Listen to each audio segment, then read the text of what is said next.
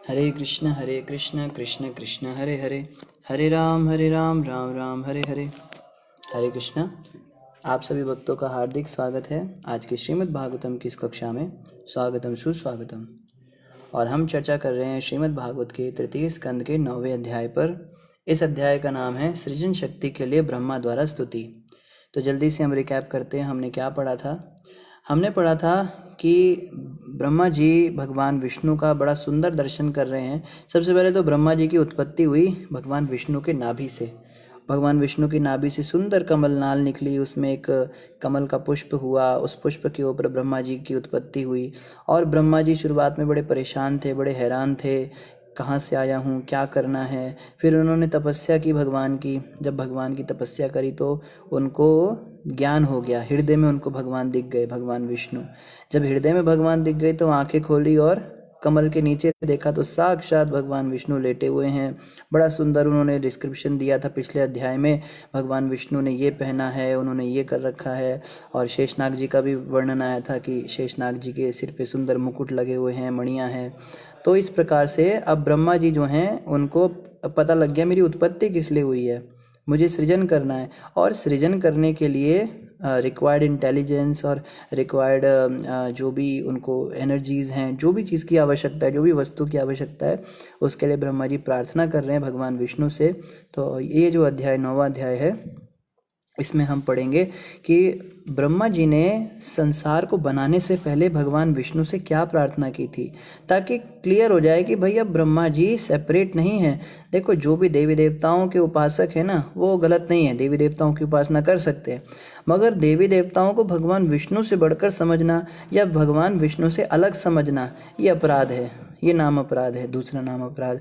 तो देवी देवता जो है ये भी भगवान विष्णु से कृपा लेते हैं, उसके बाद कार्य करते हैं। निश्चित रूप से ब्रह्मा जी सृष्टि करेंगे, इसमें कोई हम विरोध नहीं कर रहे हैं, लेकिन पहले भगवान विष्णु से प्रार्थना करके शक्ति लेंगे वो सृजन करने की। तो आइए इसी श्रृंखला में हम आज का श्लोक पढ़ते हैं। यह है श्रीमद् भागवत तृतीय स्कंद 9वां अध्याय, श्लोक संख्या 6। ब्रह्मा जी कह रहे हैं, हे प्रभु, संसार के लोग समस्त भौतिक चिंताओं से उद्विग्न रहते हैं, वे सदैव भयभीत रहते हैं, वे सदैव धन, शरीर तथा मित्रों की रक्षा करने का प्रयास करते हैं, वे शोक तथा अवैध इच्छाओं एवं साज सामग्री से पूरित रहते हैं तथा लोभवश मैं तथा मेरे की नश्वर धारणाओं पर अपने दुराग्रह को आधारित करते हैं। जब तक वे आपके सुरक्षित चरण कमलों की शरण ग्रहण नहीं करते, तब तक वे ऐसी चिंताओं से भरे रहते हैं। बहुत ही सुंदर श्लोक ब्रह्मा जी ने। देखो, ब्रह्मा जी ये नहीं कह रहे कि मैं ऐसा हूँ, मैं वैसा हूँ। ब्रह्मा जी सबकी बात कर रहे हैं। क्या कह रहे हैं? संसार के लोग। अब हम कहें भाई हम तो इस संसार में रहते नहीं है तो बात अलग है। जो भी इस संसार में है, आपको भाई मुसलमान है, ये तो ब्रह्मा जी को नहीं मानेगा, ब्रह्मा जी उसकी भी बात कर रहे हैं। आपको ये तो कुत्ता है, ये तो समझ ही नहीं सकता, ब्रह्मा जी उसकी बात भी कर रहे हैं। कोई चाहे किसी भी धर्म का, किसी भी मज़हब का, किसी को मानने वाला, किसी समुदाय का, किसी भी योनि का या किसी जात का, किसी रंग का, कोई भी हो, सबके ऊपर ये नियम अप्लाई होते हैं। यही सनातन धर्म की सुंदरता है। सनातन धर्म जिस समय आया था एग्जिस्टेंस में, उस समय ये सब कुछ होता ही नहीं था। तो सनातन धर्म में जो भी बात होती है सबके लिए होती है ना। तो हर किसी के ऊपर ये चीज़ अप्लाई होगी जो ब्रह्मा जी कहने वाले हैं। तो कोई ये ना सोचे कि हमारे ऊपर है या उनके ऊपर नहीं है, सबके ऊपर अप्लाई होगी। क्या कह रहे हैं? संसार के समस्त भौतिक चिंताओं हैं, संसार के लोग समस्त भौतिक चिंताओं से उद्विग्न रहते हैं। मैं अपनी बात करता हूँ, मैं हमेशा परेशान रहता हूँ। कभी ये हो गया, कभी वो हो गया, कभी माँ कुछ कह देती है, कभी पत्नी कुछ कह देती है, कोई बेटा नहीं मानता बात, कभी कुछ हो जाता है, कभी बॉस गालियाँ देता है, कभी टीचर डांटती है, कभी कुछ ना कुछ लगा ही रहता है। भौतिक चिंताओं से हमेशा हम परेशान रहते हैं। वे सदैव भयभीत रहते हैं। देखो, डरपोक बने हुए ना, हमें डर लगता है, अरे कल क्या होगा, अरे परसों क्या होगा, अरे ऐसा हो जाएगा तो क्या होगा, वैसा हो जाएगा तो क्या होगा, ये नहीं करूँगा तो, दुनिया भर की चिंताएं हमें। वे सदैव धन, शरीर तथा मित्रों की रक्षा करने का प्रयास करते हैं। देखो कितना क्लियरली कह रहे हैं। इसका मतलब अगर हम ये कार्य कर रहे हैं तो ये नहीं सोचना चाहिए कि हम कुछ नया कर रहे हैं, ये हर व्यक्ति कर रहा है। धन की रक्षा करते हैं, मेरा पैसा कैसे इन्वेस्ट करूं, स्मार्ट इन्वेस्टमेंट कैसे मैं अपने पैसे को बचा बचा कर यूज़ करूं। मैं तो जो है, कई लोग कहते हैं ना जी हम तो पैसा बड़ा सोच समझ के इस्तेमाल करते हैं, हम तो बड़ा खर्चा करते हुए। अरे ये तो ब्रह्मा जी कह रहे हैं सभी लोग करते हैं, इसमें क्या नया कर दिया तूने। और क्या, शरीर की सुरक्षा करते हैं, हेल्थ इज़ वेल्थ, सब ध्यान रखते हैं ना भाई, शरीर को कोरोना वायरस ना हो जाए, शरीर को डेंगू ना हो जाए, शरीर को कहीं धूप ना लग जाए, या शरीर को बारिश ना लग जाए, हवा ना लग जाए, दुनिया भर से हम शरीर की रक्षा करते हैं। और उसके बाद मित्रों की रक्षा करते हैं, जिनको हम अपना मित्र समझते हैं उनकी हम रक्षा करते हैं। भाई ये मेरे मित्र हैं, परिवार के लोग हो गए, मित्र हो गए, जिसको भी अपना मानते हैं, हम इन 3 वस्तुओं की रक्षा करते हैं। वे शोक तथा अवैध इच्छाओं एवं साज सामग्री से पूरित रहते हैं। शोक से हमेशा पूरे रहते हैं, कहने का मतलब ऐसा कोई समय नहीं आता जब हम कहें भैया अब मुझे किसी बात की कोई चिंता नहीं है, अब मैं एकदम टेंशन फ्री हूँ। कुछ ना कुछ टेंशन तो रहेगी ही 24 आवर। आप चाहे आउट हाउस में चले जाओ, आप चाहे किसी बड़ा सा अपना वो बना लो, किसी आइलैंड पे घर ले लो, कुछ ना कुछ तो टेंशन हमेशा लगी रहेगी। ये इस संसार को बनाने वाला व्यक्ति कह रहा है, ब्रह्मा जी अभी बनाएंगे ना सृष्टि, तो क्रिएटर ही कह रहा है भैया इस मोबाइल के अंदर यही होगा, यही रिंगटोन बजेगी, आप चेंज नहीं कर सकते इसको। तो इसी तरह से संसार को बनाने वाला कह रहा है भैया इस संसार के अंदर शोक तो लगा ही रहेगा, आप शोक से बाहर कभी नहीं आ सकते। ऑफ कोर्स आप शोक से बाहर आ सकते हो, अगर हम भगवान विष्णु के चरण कमलों का भजन करते हैं, नाम सिमरन करते हैं, तो शोक से बाहर भी आ सकते हैं संसार में रहते हुए, लेकिन आम जनता की बात हो रही है। एवं साज सामग्री से पूरित रहते हैं, दुनिया भर की सामग्री, ये गद्दा अच्छा लग रहा है, वो बिस्तर अच्छा लग रहा है, इस रंग का पर्दा अच्छा लग रहा है, अरे ये शोपीस हमारे घर में नहीं है, अरे ये घड़ी ले लेते हैं, अरे वो गाड़ी ले लेते हैं। साज सामग्री और बेफालतू की चीज़ें, हम देखें ना हमारे घर के अंदर 80% सामान ऐसा होता है जो केवल शो पीस होता है, उसके बिना हम जीवित रह सकते हैं, मरेंगे नहीं अगर वो हमारे पास नहीं होगा। वो बस हमने इसलिए ले रखा है कि हाँ भैया पड़ोसी के पास था या मेले में अच्छा लग गया। आधी से ज़्यादा चीज़ें तो टीवी पे पता है वो दिखाई जाती है जिनकी ज़रूरत ही नहीं है हमको, और बहुत पैसा हम उस पर खर्चा करते हैं। अभी जैसे हम घर पे रहते थे तो हमारी माता जी दिन भर टीवी पे एक वो चैनल आता था, पता नहीं होम शॉप 18 ऐसे करके कुछ चैनल था, उस पर दिन भर वो ऐड देते थे, कभी मिक्सी, कभी ग्राइंडर, कभी बर्तन, कभी कपड़े, कभी मोबाइल, दुनिया भर का सामान उस पर दिखाते थे, और टीवी पे ही वो सामान ऑर्डर करती रहती थी। सबका यही हाल है, कोई अमेज़ॉन पे शॉपिंग करता है, कोई किसी पे शॉपिंग। जो भी हम करते हैं ना ऑनलाइन या कहीं पे भी, मैक्सिमम हम सामान वो खरीदते हैं जो हमें वो लोग बेचना चाहते हैं, हम वो सामान नहीं खरीदते जो हमें चाहिए। अभी टेली ब्रांड के ऐड आते हैं, वो हवा से गुब्बारे जैसा वो सोफ़ा होता है, अरे भैया तेरे घर में इतना बड़ा पहले कुर्सियाँ चेयर सब कुछ है, तुझे वो हवा के गुब्बारे पे बैठने का क्या शौक।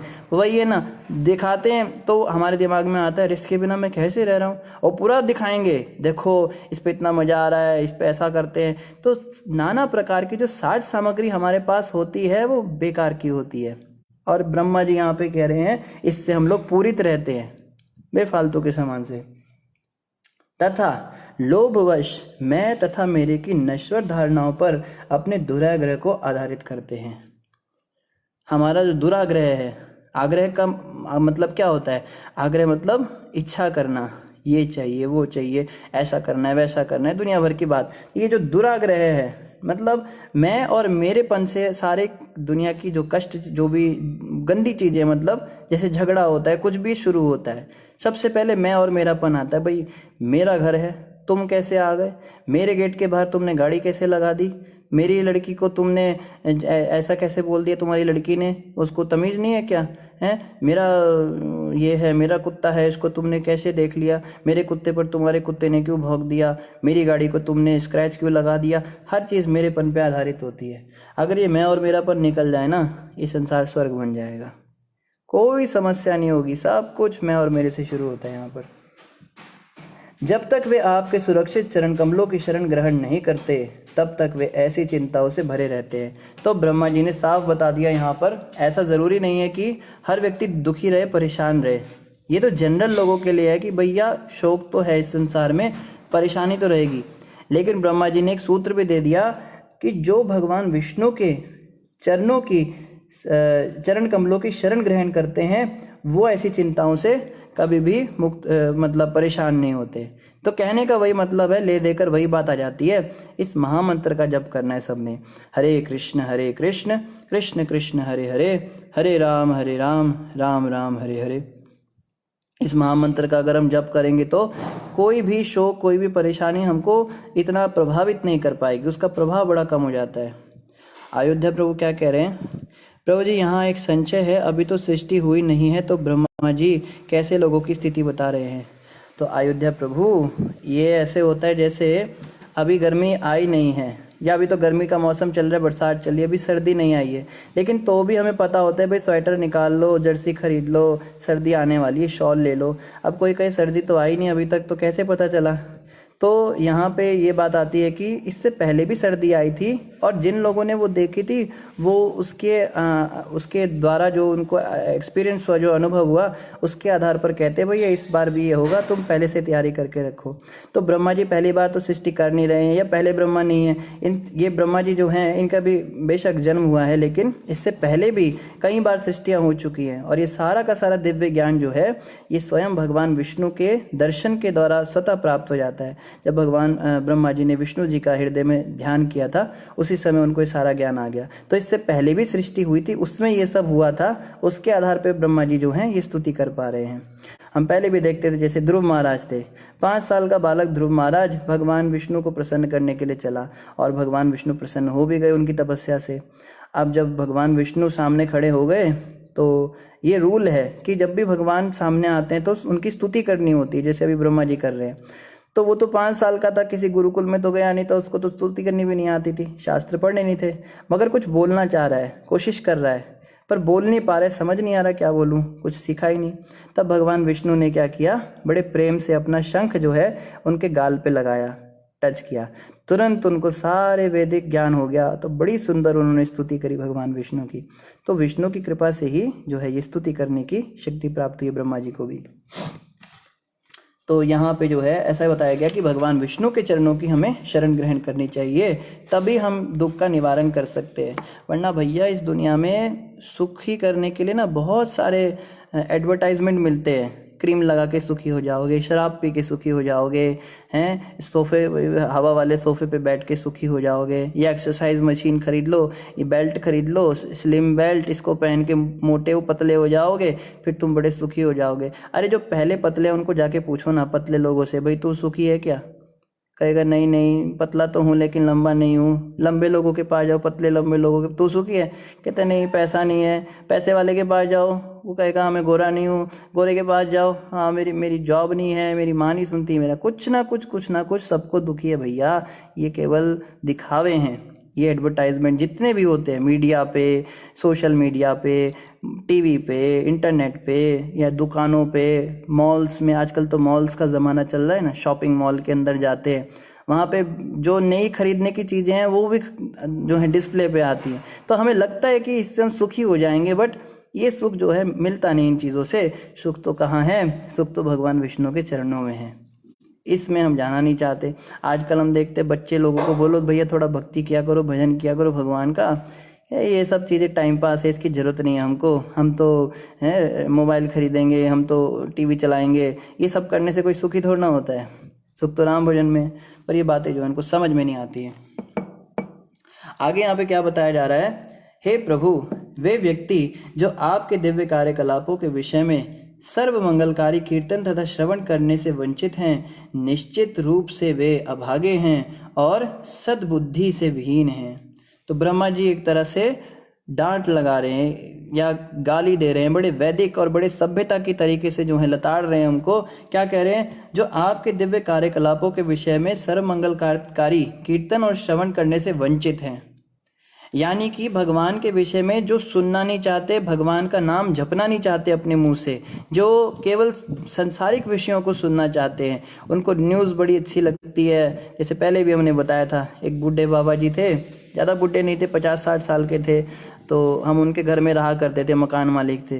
तो एक दिन हमने बोला भाई अंकल जी आप भी थोड़ा भगवत गीता पढ़ा कीजिए, आपकी तो उम्र भी हो गई। कहते हैं ऐसे कैसे? 3 तरह के न्यूज़पेपर पढ़ता हूँ, दुनिया की सारी जानकारी है मुझे, कौन से देश में क्या चल रहा है मुझसे कुछ भी पूछ लो, सब पता है मुझको, मेरे पास टाइम नहीं है इन चीज़ों के लिए।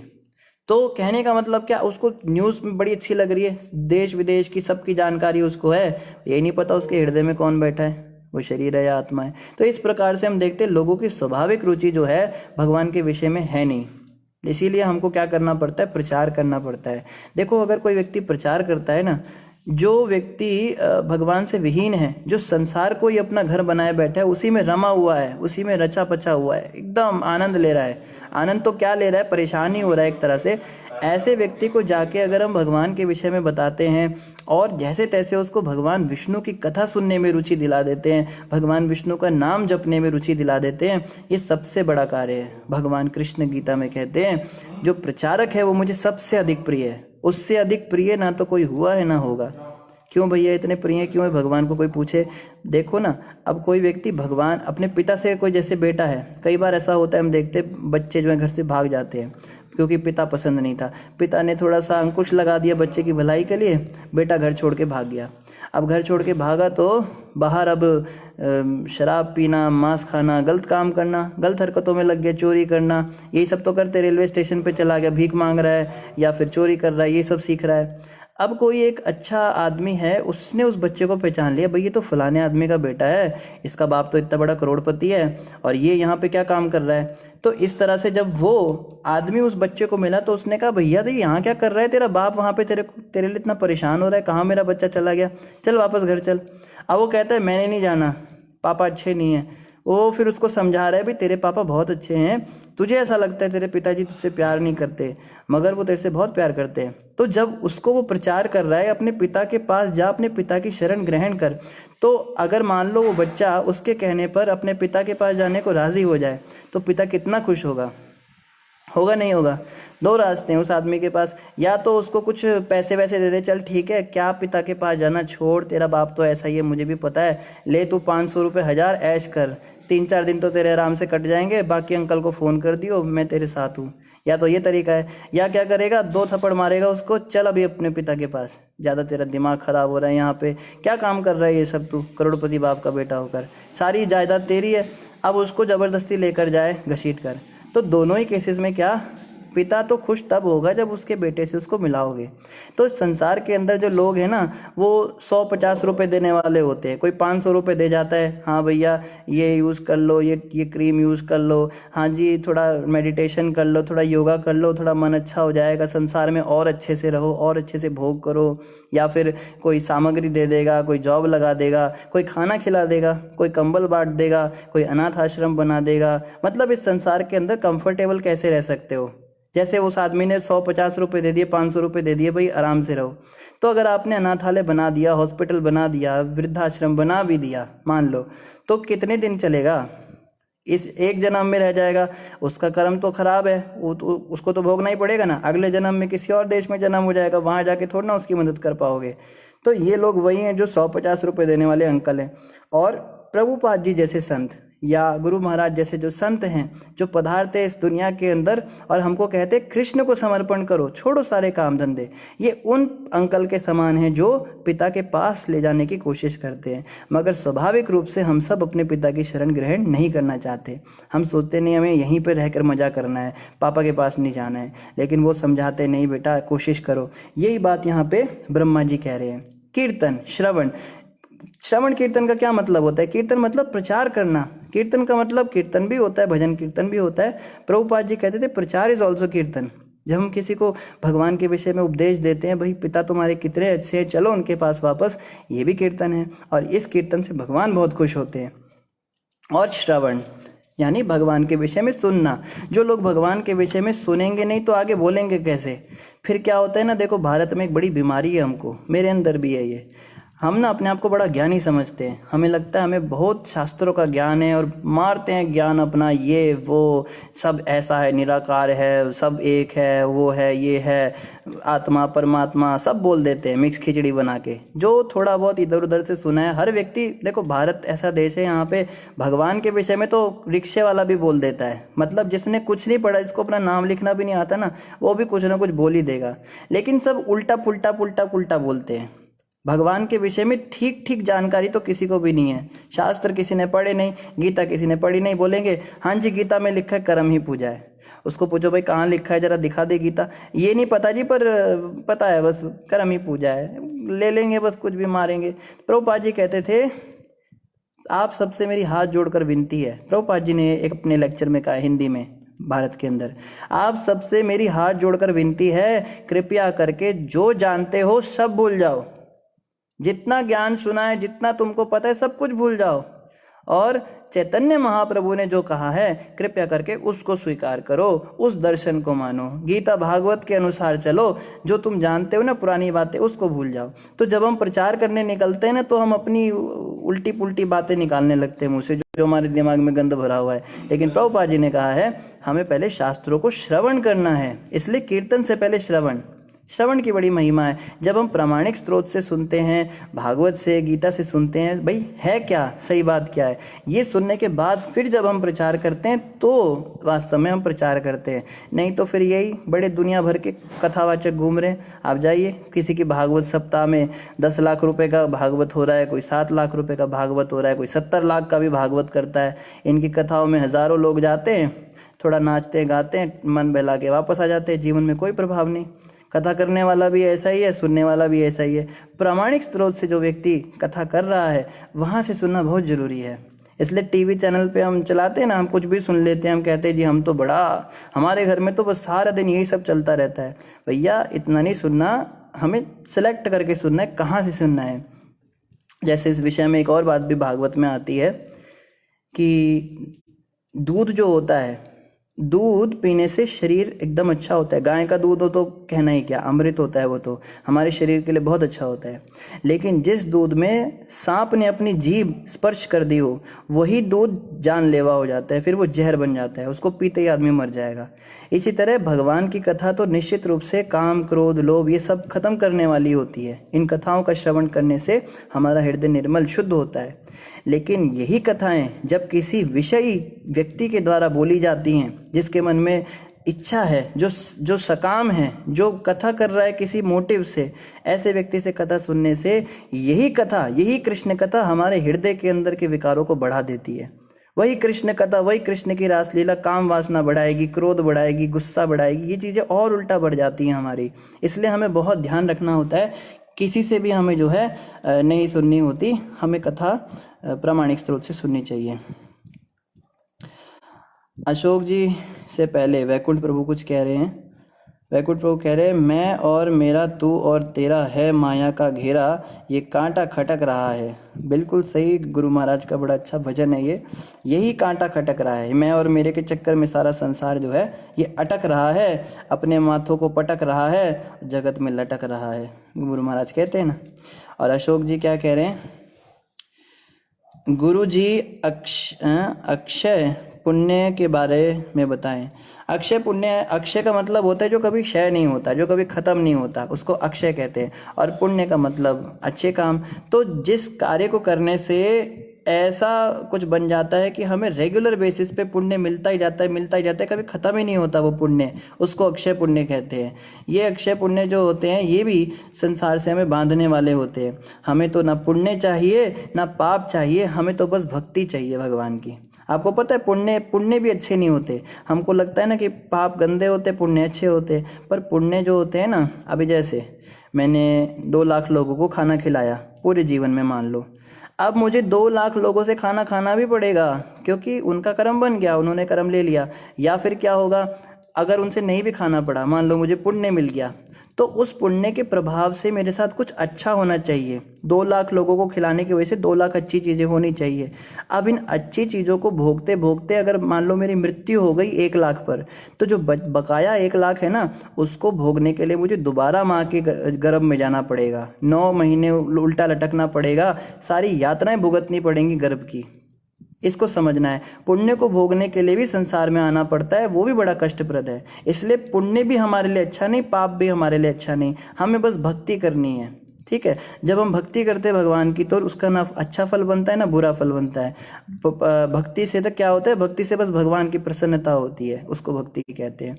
जैसे गंगा नदी में जो स्नान करता है उसके सारे पाप नष्ट हो जाते हैं, पाप नष्ट हो जाते हैं, लेकिन पुण्य नष्ट नहीं होते। लेकिन एक ऐसी नदी भी है जिसमें स्नान करने से पुण्य भी नष्ट हो जाते हैं। देखते हैं आप में से किसको पता है उस नदी का नाम, जिसमें स्नान करने से पाप पुण्य दोनों ही नष्ट हो जाते हैं, व्यक्ति पूरा न्यूट्रल हो जाता है, भगवत धाम जाने के लिए तैयार हो जाता है। डिम्पल जी कह रहे हैं, पुण्य का मतलब महात्मा जी श्री राधे राधे गाना। मैंने पूछा जिंदाबाद मालिक, एक एक भागवत कथा करने का देखो 12 लाख रुपए लगेगा। कितनी शर्म की बात है कि 12 लाख रुपए में कोई व्यक्ति भागवत कर रहा है। अब वो कहेगा तेरे को मेरे को 12 लाख रुपए ला के दो, नहीं तो मैं कथा नहीं करूँगा, मैं अभी उठ के जा रहा हूँ। ये बेच रहे हैं कथा को, इनकी कथा में थोड़ा ना बैठना चाहिए। इनकी कथाओं में बैठने से उल्टा हमारी वासना ही बढ़ जाती है। सबसे पहला सही जवाब दिया कृष्ण। यमुना नदी, जमुना नदी का जल ऐसा है, जमुना नदी में अगर कोई स्नान करता है तो उसके पाप पुण्य दोनों ही कट जाते हैं। तो हम इसी के साथ आगे बढ़ते हैं।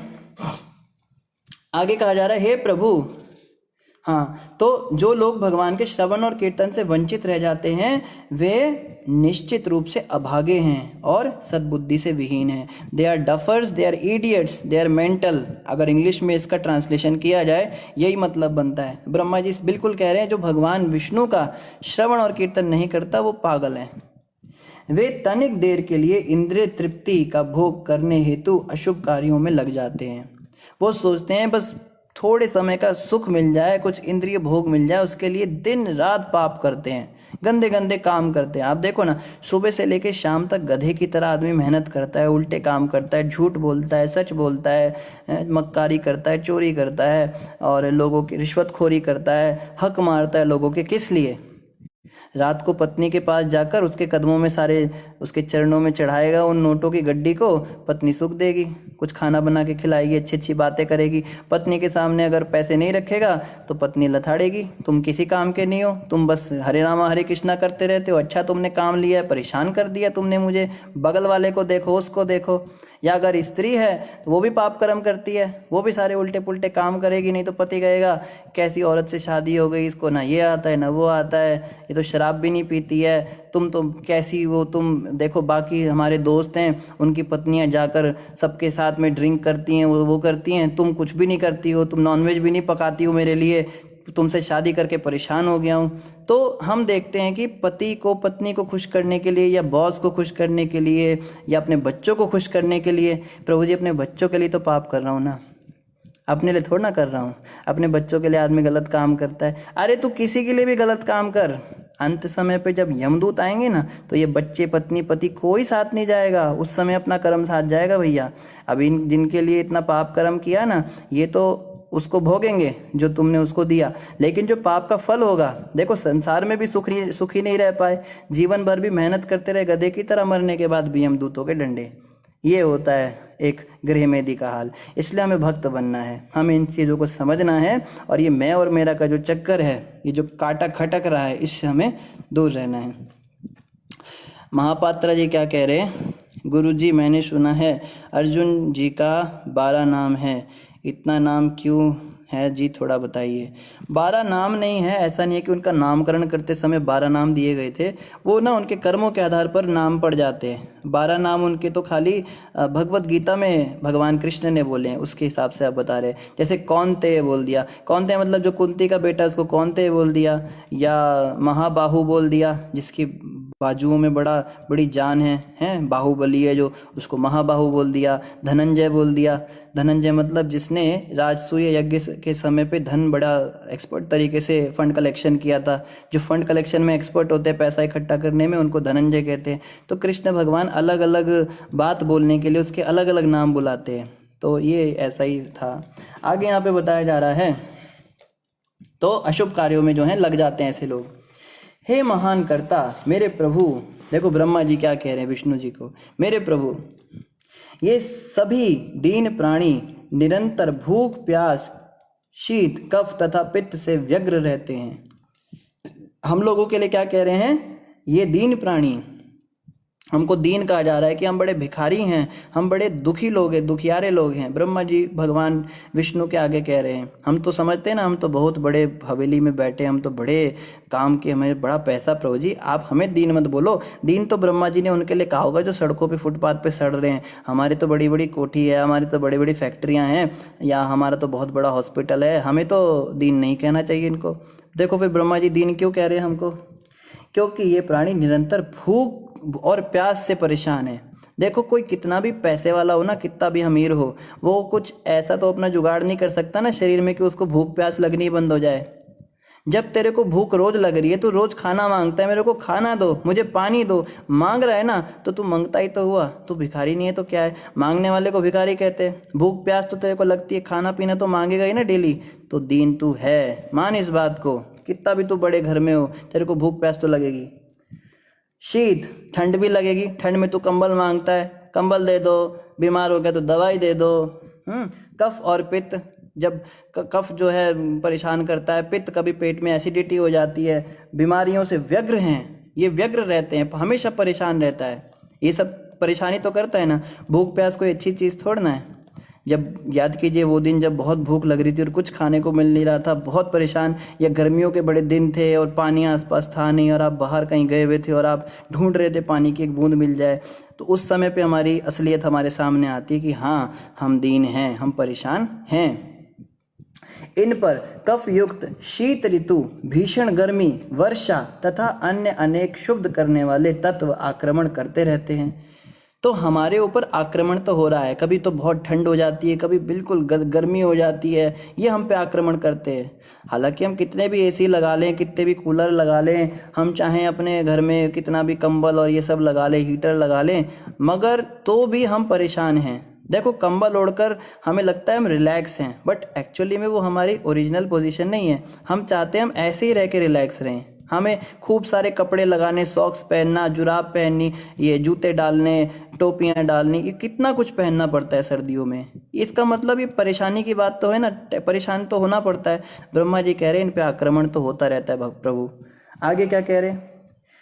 करते रहते हैं और ये प्रबल काम इच्छाओं तथा दुस्सह क्रोध से अभिभूत होते रहते हैं। देखो ब्रह्मा जी ने क्या बात बोल दी। ये तो कुछ भी नहीं है प्रभु, इसके भी ऊपर बताता हूँ ये लोग कैसे हैं हमारे लिए। देखो ब्रह्मा जी कितने सुंदर सुंदर शब्दों से हमें पुरस्कृत कर रहे हैं। ये लोग प्रबल काम इच्छाओं से परेशान हैं। प्रबल काम इच्छा, एक तो होती है काम इच्छा। काम इच्छा मतलब ये चाहिए, वो चाहिए, चांद चाहिए, सितारे चाहिए, ताजमहल चाहिए, सब कुछ इनको ला के दे दो। गहना चाहिए, साड़ी चाहिए, या आदमी है तो घड़ी चाहिए, सुंदर स्त्री चाहिए, मिल गई तो अभी घर चाहिए, अभी ये चाहिए, अभी वो चाहिए, दुनिया भर की चीज़ें चाहिए। खाना खाने बैठेगा, रोटी चाहिए, चावल चाहिए, मीठा चाहिए, हलवा चाहिए, कभी कचौड़ी चाहिए, कभी जलेबी चाहिए, दुनिया भर की, बस इसको देते जाओ देते जाओ, कभी इसका मन नहीं भरता। कुछ ना कुछ आप देखो ना, कोई ऐसा व्यक्ति है दुनिया में जो कहे मुझे कुछ नहीं चाहिए, बस बहुत हो गया, अब मुझे कुछ भी नहीं चाहिए? कोई भी नहीं कह सकता ऐसा। ये जो चाहिए चाहिए वाले होते हैं ना, इनके बारे में क्या कहा गया है? गोधन गजधन भूमि धन और रतन धन खान, जब आए संतोष धन सब धन धूरी समान। जब तक संतोष नहीं आता ना व्यक्ति को, तब तक कुछ ना कुछ, कोई गोधन लेगा, कोई गज धन लेगा, कोई इन्वेस्टमेंट पैसों में करता है, कोई बैंक में इन्वेस्टमेंट करता है, कोई लैंड में इन्वेस्टमेंट करता है, दुनिया भर के ये चाहिए वो चाहिए, संतोष किसी के अंदर है नहीं, ब्रह्मा जी कह रहे हैं। और क्या प्रबल काम इच्छा, केवल चाहिए चाहिए नहीं, मुझे चाहिए तो चाहिए, नहीं मिलेगा तो मर जाऊंगा। अगर मुझे ये ला के नहीं दिया तूने तो तू मेरा सबसे बड़ा दुश्मन है। तो तू मेरे को ये ला के दे। जैसे माँ बाप कहते हैं ना बच्चे को, अगर तेरी ये जॉब नहीं लगी ना तो तू देखना फिर हमारा चेहरा। तेरे को इतने साल पढ़ाया लिखाया, उसके बाद तो एक एग्ज़ाम क्लियर नहीं कर पा रहा है, धब्बा कर दिया तूने हमारे नाम पे, बेशरम कहीं का, ऐसा बोलते हैं ना। या कई बार बच्चे भी छोटे माँ बाप को बोलते हैं, अगर मुझे मोबाइल फ़ोन नहीं दिलाया ना तो फिर तुम देखना तुम्हारी कोई बात मैंने नहीं माननी, चिल्लाएगा रोएगा। छोटे छोटे बच्चे, उसको चॉकलेट ना दिलाओ ना, दुकान पे हम जाते थे, देखते थे एक बच्चा ज़मीन पे लेटा हुआ है, रो रहा है, चिल्ला रहा है, बिल्कुल सांप की तरह हिलोरे ले रहा है ज़मीन के ऊपर। उसकी माँ देख रही क्या ड्रामा कर रहा है, फिर उसने खरीद के उसके हाथ में वो चॉकलेट पकड़ाई, फिर तो वो उठा। तो हमें प्रबल काम इच्छाएं हैं, चाहिए तो चाहिए। अच्छा, और दुस्सह क्रोध, इससे भी हम लोग अभिभूत होते रहते हैं। ब्रह्मा जी कहते हैं इनके क्रोध की तो प्रभु आप पूछे ही मत। विष्णु भगवान से कह रहे ये लोग जब गुस्सा करते हैं ना तो बस आप तो पूछिए ही मत, इनका रौद्र रूप कैसे निकल जाता है। फिर तो जहाँ देखेंगे सब तहस नहस कर देंगे। कई लोगों को तो इतना गुस्सा आता है। एक बार क्या हुआ था, ये हमने सच में बात सुनी थी, ये सच्ची की घटना है हमारे किसी नोन की। टूर्नामेंट चल रहा था, क्रिकेट मैच चल रहा था, और मैच था इंडिया और पाकिस्तान का। आप सोचो इंडिया और पाकिस्तान का क्रिकेट मैच, कितना क्रेज़ होता है उसका। उसमें जो है इंडिया हार गई, पाकिस्तान जीत गई। उस लड़के को इतना गुस्सा आया, उसने टीवी का रिमोट फेंक कर टीवी पे ही मार दिया, वो टीवी टूट गया उसका। तो गुस्सा जब व्यक्ति को आता है तो वो देखता भी नहीं है वो क्या कर रहा है क्या नहीं कर रहा है। कई लोगों को इतना गुस्सा आता है, गुस्से में अपने दांत रगड़ते हैं, कोई अपना गुस्से में फ़ोन पटक देते हैं, कोई गुस्से में थप्पड़ मार देते हैं, अपने से बड़ों को गालियां दे देते हैं। बच्चे आजकल के बिल्कुल क्रोध पे नियंत्रण नहीं। हम तो पंजाब में रह रहे हैं, हमने देखा बाप रे, यहाँ के लोग गुस्सा करने में बड़े रजोगुणी स्वभाव के लोग होते हैं यहाँ के हैं। थोड़ी सी बात पे एकदम तू तड़ा, गाली गलौज, थप्पड़, जूते, क्या क्या नहीं करते हैं। तो इस प्रकार से हम देखते हैं ब्रह्मा जी कह रहे हैं विष्णु जी को, प्रभु ये लोग जो है ना सृष्टि के लोग इतने दीन हैं, समझते हैं अपने आप को बहुत बड़ा है, बड़ा महान समझते हैं, मैं तो बहुत मिस्टर वाइट हूँ। पर इनकी असलियत ये है, एक तो प्रबल काम इच्छाएं और उस पर दुस्सह क्रोध, इससे अभिभूत होते रहते हैं। मुझे इन पर दया आती है। देखो ब्रह्मा जी कह रहे हैं मुझे इन पर दया आती है, और हम अपने बारे में कितनी बड़ी बड़ी बातें सोच के बैठे हैं, बड़े महान हैं। ब्रह्मा जी भी सोचते होंगे भाई इसको मैंने बनाया है, मेरा सौभाग्य है, ब्रह्मा जी ने हमको बनाकर बहुत, हमने बड़ा एहसान कर दिया ब्रह्मा जी पे पैदा होकर। और ब्रह्मा जी कहते हैं इन सब पे मुझे दया आ रही है और मैं इनके लिए अत्यंत संतप्त हूँ। और ब्रह्मा जी कह रहे हैं मेरे बच्चे हैं ना जैसे भी हैं, मैं ही इनको बनाऊंगा, तो मैं बड़ा परेशान हूँ इनके लिए, इनका कुछ तो इलाज कीजिए। हे प्रभु, आत्मा के लिए भौतिक दुखों का कोई वास्तविक अस्तित्व नहीं होता। तो ब्रह्मा जी कह रहे हैं, अब विष्णु जी सोचेंगे भाई ब्रह्मा जी तो भौतिक प्रॉब्लम्स लेकर बैठ गए, गुस्सा आता है, काम इच्छाएं हैं, सर्दी लगती है, भूख प्यास लगती है, ये तो शारीरिक बातें हैं, आत्मा के ऊपर थोड़ा ना प्रभाव पड़ता है। आत्मा को कभी क्रोध आता नहीं, आत्मा को कभी भूख लगती नहीं, आत्मा को कभी ठंड नहीं लगती। तो भगवान विष्णु सोचेंगे ना, लगता है ब्रह्मा जी मोहित हो गए इनको देखकर, इनकी शारीरिक क्रियाकलाप को। तो ब्रह्मा जी कह रहे विष्णु भगवान मुझे सारा फिलॉसफी भी पता है, आप ये मत सोचो, शास्त्रों का ज्ञान मुझे है कि आत्मा के लिए भौतिक दुखों का कोई वास्तविक अस्तित्व नहीं है, ये सही बात है। फिर भी जब तक बद्ध आत्मा शरीर को इंद्रिय भोग के निमित्त देखता है, तब तक वह आपकी बहिरंगा शक्ति द्वारा प्रभावित होने से भौतिक कष्टों के पास से बाहर नहीं निकल पाता। तो ब्रह्मा जी कह रहे प्रभु ये बात तो सही है, आत्मा तो अजर अमर अविनाशी है, उसको तो कोई समस्या ही नहीं, लेकिन जब तक आत्मा इस शरीर के अंदर रहकर इस शरीर को और अपनी इंद्रियों को भोग के निमित्त देखता है कि बस इंद्रियों को खुश कर दूं, कानों को ऐसा ऐसा म्यूजिक सुनाऊं मज़ा आ जाए, आंखों को ऐसे ऐसे दृश्य दिखाऊं मज़ा आ जाए, नाक से ऐसी खुशबू सूंघूं बस आनंद से भर जाऊं बिल्कुल, खाने के लिए तो बस पूछो ही मत। जीव तो कहे तार मध्य जीवाति लोभमय सुदुर्मति, इतनी दुर्मति ये जीव है, इतनी लोभी है ये जीव, बस इसको खिलाते रहो खिलाते रहो। तो जब तक व्यक्ति अपनी इंद्रियों को भोग करने के लिए परेशान रहता है ना, तब तक भगवान की बहिरंगा शक्ति द्वारा प्रभावित होकर नाना प्रकार के कष्टों को भोगता है। यानी कि बहिरंगा शक्ति कौन है? भगवान की माया। हम कहते हैं ना जी माया परेशान करती है, माया का संसार है, मोह माया है जी सब। माया है क्या? माया माया बोलते तो सब हैं, माया वस्तु क्या है? किसी जगह का नाम माया है या किस चीज़ का माया नाम है? किसी पहाड़ का नाम है? माया वास्तव में क्या है? भगवान की एक शक्ति है, भगवान की ही बहिरंगा शक्ति है। और इस माया का कार्य क्या है? हमको भुला देना कि मैं आत्मा हूँ। माया के प्रभाव में आकर हम कहते हैं मैं शरीर हूँ और ये मेरा है, मैं तो शरीर हूँ और ये सामान मेरा, ये घर मेरा, ये पत्नी मेरी, ये बच्चे मेरे, ये गाड़ी मेरी। जो भी हम मैं और मेरे के चक्कर में पड़े ना, हम सब माया के ही अभी अंडर में है, अंडर कंट्रोल में है। जितने समय हम हरि कथा सुनते हैं ना, आप देखेंगे ये प्रैक्टिकल बात है, जितने समय हम हरि कथा भागवत कथा सुनते हैं उतने समय हम ये चीज़ें भूल जाते हैं कि मैं शरीर भी हूँ या कुछ हूँ। उस समय एकदम दिव्य ज्ञान हो जाता है। बिल्कुल सही बात है जी, आत्मा सही बात है और भगवान की भक्ति करनी है। बस आज ये कथा ख़त्म होते ही मैंने बस माला पकड़नी है और शुरू हो जाना है। मैंने आज के बाद गंदे काम बिल्कुल छोड़ देने। कई लोग संकल्प करते हैं कथा सुनते सुनते, उनको बड़ा रियलाइजेशन होता है बस मैंने अब अपने जीवन की डोरी भगवान को सौंपनी है, बस मैंने भगवान को पाना है। लेकिन क्या होता है, कथा ख़त्म होते ही क्या होता है, फिर से वो सब शुरू हो जाता है। इससे एक बात समझ में आती है कि भगवान हरि की कथाओं में माया का प्रवेश नहीं है। माया वहाँ पे अटैक नहीं कर सकती हम पर जब तक हम भगवान हरि की कथा सुन रहे हैं या हरि की कथा कह रहे हैं या फिर हरि का चर्चा कर रहे हैं, हरि के नामों का जाप कर रहे हैं। जितने समय हम कीर्तन में होते, श्रवण में व्यस्त होते हैं ना, उतने समय माया हम पे प्रभावित नहीं कर पाती हमको। इतना हमको समझ में आता है। इसीलिए शास्त्र बार बार कहते हैं श्रवण और कीर्तन कीजिए, इसका समय बढ़ाइए। जितना ज़्यादा हम भगवान के साथ हैं उतना ज़्यादा हम माया से दूर हैं। सीधा सा फॉर्मूला। जितने समय हम छतरी के नीचे हैं उतने समय हम बारिश से बचे हुए हैं। जैसे ही छतरी हटाएंगे, हैं, श्रीला प्रभुपाद की जय, ग्रंथराज श्रीमद् भागवत महापुराण की जय, जैसे ये होगा तुरंत क्या हो जाएगा, माया का एकदम से जोर की बौछार पड़ेगी और छाता बंद, माया का शुरू। तो ये चीज़ हमको समझनी है। एक्चुअली 4 जगहें ऐसी होती है जहाँ पे माया का प्रवेश नहीं होता। इन चारों जगहों पे व्यक्ति को पूरा दिव्य ज्ञान हो जाता है, लेकिन चारों जगहों में एक दोष है कि इन चारों से बाहर निकलते ही माया तुरंत दोबारा पकड़ लेती है। पहला तो हमने चर्चा किया हरि कथा में, जब हम हरि का कथा सुनते हैं ऐसी जगहों पे माया जो है दूर रहती है ऐसी जगहों से। दूसरा शमशान घाट में ऐसा होता है, जब शमशान घाट में किसी को जलता हुआ देखते हैं, मरते हुए देखते हैं, तो हमारे को उस समय पे पूरा ज्ञान हो जाता है, भैया देखो ये भी जल गए, हमने भी एक दिन जल जाना है, कुछ साथ नहीं लाए थे, क्या होगा। तो माया का वहाँ भी प्रवेश नहीं होता। तीसरा माँ के गर्भ में, जब हम माँ के गर्भ में उल्टे लटके होते, 9 महीने थैली के अंदर बंद हैं, दम घुट रहा है, कीड़े काट रहे हैं, शरीर बिल्कुल जर्जर हो रहा है, वहाँ पे हमें बड़ी प्रबल भगवान की भक्ति करने का भाव आता है। और भागवत कहता है हम में से हर किसी ने भगवान से वादा किया है, हम सब प्रॉमिस करते हैं, हे प्रभु बस ये आखिरी बार है, इसके बाद मैंने दोबारा ये कष्ट भोगने नहीं आना, बाहर जाते मैंने भजन करना है, भक्ति करनी है, आपको प्राप्त कर लेना है, बस आपके धाम आ जाना है, दोबारा मौका नहीं मिलेगा आपको। भगवान कहते हर बार तो यही बोलता है, फिर से भूल जाएगा मुझे। कहते नहीं प्रभु इस बार तो बिल्कुल नहीं भूलूंगा। भगवान कहते ठीक है तेरे को बाहर निकाल देता हूँ मैं। तो भगवान हमको बाहर निकाल देते हैं, फिर क्या होता है, जन्म होई लो पड़ी माया जाले।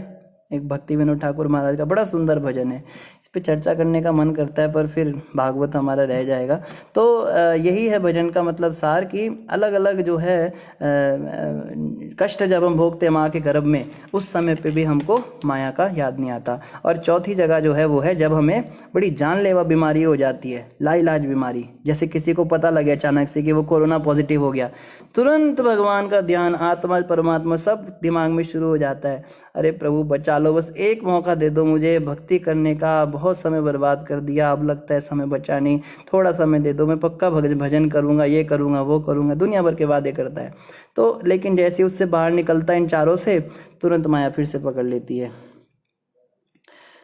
और आगे क्या कहा जा रहा है यहाँ पे, ऐसे अभक्तगण, देखो जिनकी बात कर रहे थे ना ब्रह्मा जी, सब अभक्त लोगों की बात कर रहे थे। जो भगवान के भक्त होते हैं उन पर ये सब नियम लागू नहीं होते, क्योंकि वो अपने आप को आत्मा करके देखते हैं। लेकिन जो भौतिक शरीर में रहकर इंद्रिय भोग की इच्छाएं करते हैं, उनको बहिरंगा शक्ति माया परेशान करती है। उनके लिए ब्रह्मा जी क्या कह रहे हैं, ऐसे अभक्त लोग अपनी इंद्रियों को अत्यंत कष्टप्रद तथा विस्तृत कार्य में लगाते हैं और रात में उनिद्र रोग से पीड़ित रहते हैं। अब देखो ये ब्रह्मा जी को पहले से ही पता था कि रात को जागने की बीमारी लोगों को लग जाएगी। आजकल यही हो रहा है, कोई 1 बजे सो रहा है, कोई 2 बजे सो रहा है, किसी को नींद ही नहीं आ रही है, कोई 4-4 बजे तक जागा हुआ है, कुछ है नहीं करने को तो मोबाइल चला रहा है, बातें कर रहा है, किसी से चैटिंग कर रहा है। ये सारी चीज़ें ब्रह्मा जी पहले ही बता रहे हैं। ऐसा क्यों होता है? कोई कहे भैया प्रभु जी मुझे ना रात को नींद नहीं आती टाइम से, मैं बहुत कोशिश करता हूँ सोने की। कई लोग प्राय हमसे ऐसा बोलते हैं। देखो ब्रह्मा जी बता रहे हैं क्यों रात को नींद नहीं आती, क्योंकि अपनी इंद्रियों को अत्यंत कष्टप्रद तथा विस्तृत कार्य में लगाने के कारण उसको रात में वो उनिद्र रोग से पीड़ित हो जाता है।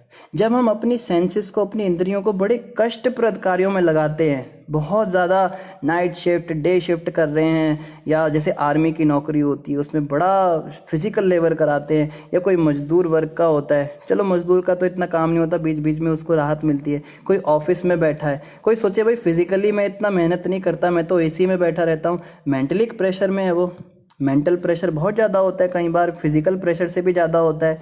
आदमी बैठे बैठे ऑफिस के अंदर इतना टेंडर पास करने, प्रोजेक्ट्स बनाने, फाइल सबमिट करनी है, या कोई डॉक्टर है तो इतने पेशेंट्स देखने हैं, अब वो आ गया, उसका ये हो गया, उसका वो हो गया, कई बार रात को 11-12 भी बज जाते हैं क्लिनिक में।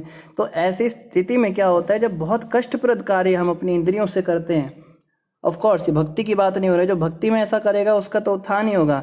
जैसे एकादशी की रात को जागरण करने में भी मेहनत होती है, या निर्जला एकादशी करने में मेहनत होती है, या फिर 4 नियम का पालन करने में कितनी मेहनत होती है, सुबह 4 बजे डेली मंगल आरती उठने में कितनी मेहनत होती है। मगर उसमें नहीं होता ये केवल इसकी बात हो रही है जब हम इंद्रियों की तुष्टि के लिए, इंद्रिय तृप्ति के लिए जब बहुत कष्टप्रद कार्य करते हैं, विस्तृत कार्य करते हैं, तो हमें ये रोग लग जाता है। क्योंकि उनकी बुद्धि विविध मानसिक चिंताओं के कारण उनकी नींद को लगातार भंग करती रहती है। तो ये क्यों होता है, नींद क्यों नहीं आती रात को, क्यों ये गोलियां खा के सोना पड़ता है या बीमारियां लग जाती है? ब्रह्मा जी कह रहे हैं उनकी बुद्धि विविध मानसिक चिंताओं के कारण उनकी नींद को लगातार भंग करती रहती है। बुद्धि मतलब ब्रेन डिपार्टमेंट जो सोचता रहता है। देखो रात को नींद नहीं आती ना तो दिमाग सोचता रहता है, ये कैसे होगा, वो कैसे होगा, ये कैसे। अभी जैसे कभी कोई बहुत बड़ी टेंशन वाली बात आ जाती है, हैं घर जो है बिकने वाला है, मेरे जेवर चले गए, घर में चोरी हो गई, कोई मर गया, इन चीज़ों के बारे में ना बार बार सोचता रहता है व्यक्ति, कैसे करेंगे, क्या करेंगे, ये करेंगे, वो करेंगे। तो जो नाना प्रकार की चिंताएं व्यक्ति करता है ना, इसकी वजह से क्या होता है, उसकी नींद डिस्टर्ब होती रहती है बार बार। वे अति मानवीय शक्ति द्वारा अपनी विविध योजनाओं में हताश कर दिए जाते हैं, और अति मानवीय शक्ति द्वारा विविध योजनाओं में हताश कर दिए जाते हैं। अति मानव मतलब सुपर नेचुरल है, सुपर ह्यूमन जो पावर्स होती हैं, जो कि ऊपर की शक्तियाँ होती है, उनके द्वारा क्या होता है, वो अपनी योजनाओं में हताश कर दिया जाता है, डीमोरलाइज कर दिया जाता है। आदमी आज का आदमी ना संकल्प नहीं कर सकता। आज किसी को बोलो तू संकल्प कर, तू रोज 4 बजे उठेगा, सोचने से पहले ही वो हार मान जाएगा, नहीं मेरे से नहीं होगा। संकल्प शक्ति कुछ रही ही नहीं। उनको बोलो चाय कॉफ़ी छोड़ दो, प्याज छोड़ दो, प्याज लहसुन छोड़ने में 1 साल लगा देते हैं, 2 साल लगा देते हैं। या कोई भी कार्य बोलो, उनको बोलो भैया तेरे को फर्स्ट आने बेटा तेरे को क्लास में, पहले कह देगा पापा मुझसे नहीं होने वाला। संकल्प शक्ति खत्म हो चुकी है लोगों की। क्यों खत्म हो गई? ये अतिमानवीय शक्तियों के द्वारा होता है। यहाँ तक कि बड़े बड़े ऋषि मुनि यदि आपकी दिव्य कथाओं से विमुख रहते हैं तो वे भी इस भौतिक जगत के ही चक्कर लगाते रहते हैं।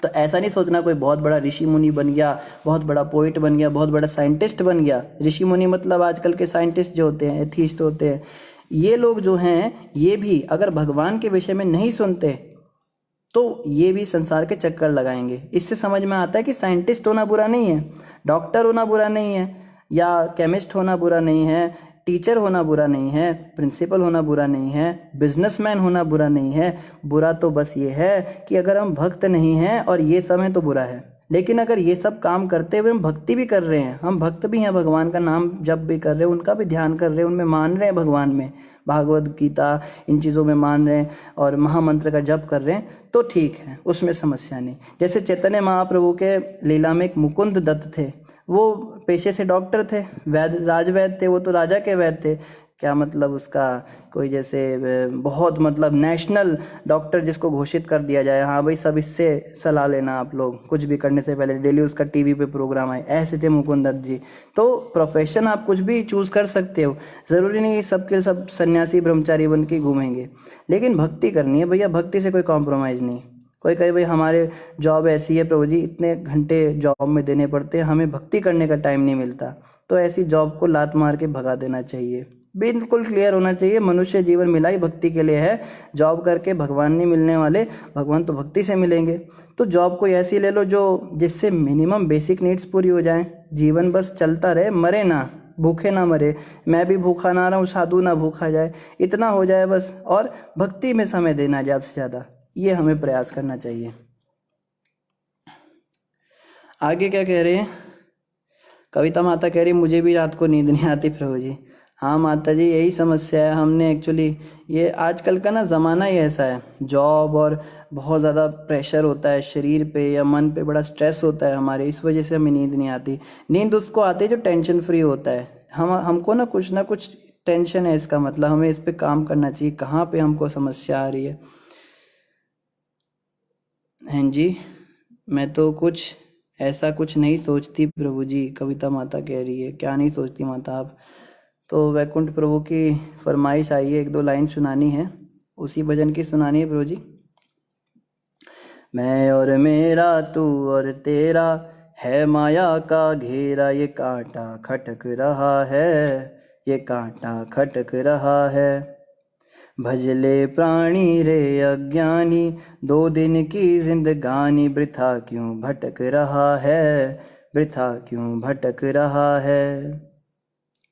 भूला फिरे क्यों बंदे, धन दौलत की उमंग में, माता पिता और बंधु कोई चले ना तेरे संग में। सुत और दारा वैभव सारा, कुछ भी नहीं है तुम्हारा, यहीं फिर पटक रहा है, यही सिर पटक रहा है। भजले प्राणी रे अज्ञानी, 2 दिन की जिंदगानी, वृथा क्यों भटक रहा है, वृथा क्यों भटक रहा है। ठीक है जी वैकुंठ जी, हरे कृष्णा, धन्यवाद। श्रील प्रभुपाद की जय। अच्छा एक और आप सबसे रिक्वेस्ट है, आप सभी भक्त कृपया करके हमारे लिए प्रार्थना करते रहा कीजिए। आपकी प्रार्थनाएं थोड़ी कम हो जाती है तो हमारी स्वास्थ्य खराब हो जाता है, कल भी क्लास नहीं हो पाई। तो आप सभी प्रार्थना करते रहेंगे तो अवश्य हम आपकी सेवा में लगातार लगे रहेंगे। और हमने एक नया कार्यक्रम शुरू किया है, सुबह जप करते हैं हम लोग। जियो मीट का कोई एप्लीकेशन है, उस पर कुछ लिंक पे जाना पड़ता है। तो आप में से जो भक्त ज्वाइन करना चाहते हैं, सुबह 3 से 5 जप करना चाहते हैं या 4:30 बजे तक भी जप करना चाहते हैं, तो आप व्हाट्सएप ग्रुप में ऐड हो जाइए, वहाँ पे आपको लिंक मिल जाएगा। व्हाट्सएप ग्रुप का लिंक मैं यहाँ पे अभी डाल दूँगा। तो और अयोध्या प्रभु गुरु महाराज के प्रवचन का लिंक भी डाल देंगे। आप सभी कृपया करके उसको भी ज्वाइन कीजिए, उसको भी आप अवश्य सुनिएगा। हरे कृष्णा। श्रील प्रभुपाद की जय। श्री गुरु महाराज की जय। निताय गौर प्रेमानंदी। हरि हरि बोल। अच्छा एक प्रश्न का उत्तर रह गया था, एक प्रश्न हमने ग्रुप के मेंबर्स से पूछा था, तो उसका सही जवाब क्षीरोदक श्री विष्णु है, जो कविता माता ने दिया था। और उनसे पहले भी शायद किसी ने दिया था, क्षीरोदक श्री विष्णु का वो फोटो था जो आपने देखा था। हरे कृष्णा। धन्यवाद वैकुंठ प्रभु आपका भी।